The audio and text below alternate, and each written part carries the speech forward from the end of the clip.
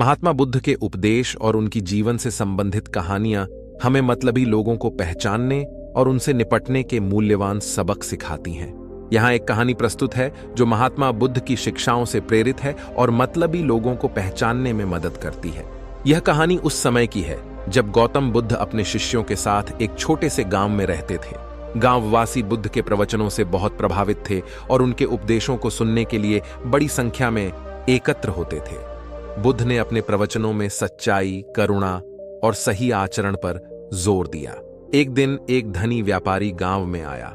वह अत्यंत अमीर था और उसे अपनी धन दौलत पर बहुत गर्व था।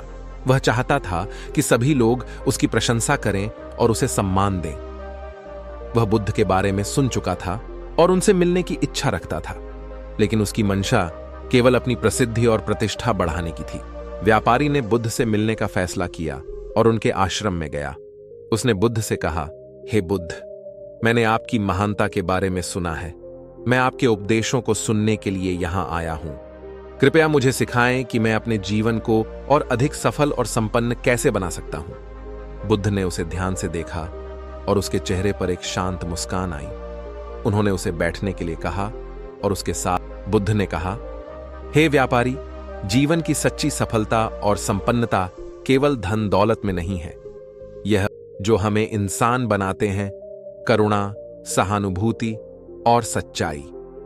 अगर तुम वास्तव में सफल हो। व्यापारी ने उत्तर दिया, हे बुद्ध, मैं इन बातों को समझता हूं, लेकिन मुझे कैसे पता चलेगा कि कौन लोग मेरे अच्छे के लिए हैं और कौन। बुद्ध ने एक कहानी सुनाई। बहुत समय पहले की बात है। एक छोटे से गांव में एक किसान रहता था। वह बहुत ही मेहनती और ईमानदार व्यक्ति था। उसकी एक छोटी सी जमीन थी जिस पर वह खेती करता और अपनी जीविका चलाता था। एक दिन उसकी जमीन पर एक अमूल्य खजाना मिला। उसने उस खजाने को धीरे धीरे गांव में उसके खजाने के बारे में अफवाह फैल गई। लोग उसकी ओर आकर्षित, उसके मित्र बनकर उसके पास आने लगे। उन्होंने उसकी प्रशंसा की और उसके साथ अच्छा व्यवहार किया। लेकिन किसान को यह समझ में आ गया कि ये लोग केवल उसके खजाने के लिए उसके पास आए हैं, न कि उसकी ईमानदारी और मेहनत के लिए। किसान ने एक दिन एक योजना बनाई। उसने एक बड़ी दावत का आयोजन किया और सभी गांव वालों को दावत के दौरान उसने घोषणा की कि उसने अपने खजाने को दान कर दिया है और अब वह एक गरीब किसान है। यह सुनते ही अधिकतर लोग उसे लोग रह गए जो वाह चले गए।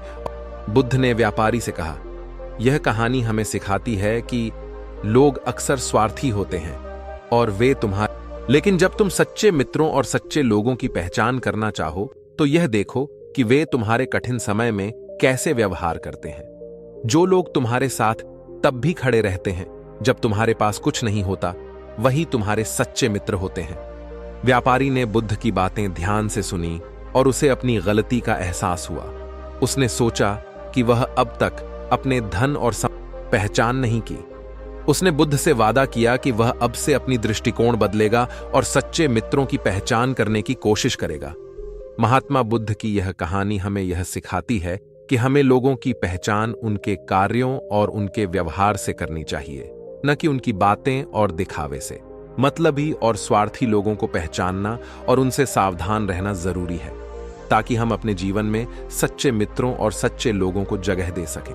इस कहानी के माध्यम से हम यह भी सीख सकते हैं कि सच्ची सफलता और संपन्नता केवल धन दौलत में नहीं, बल्कि अच्छे गुणों और सच्चे संबंधों में होती है।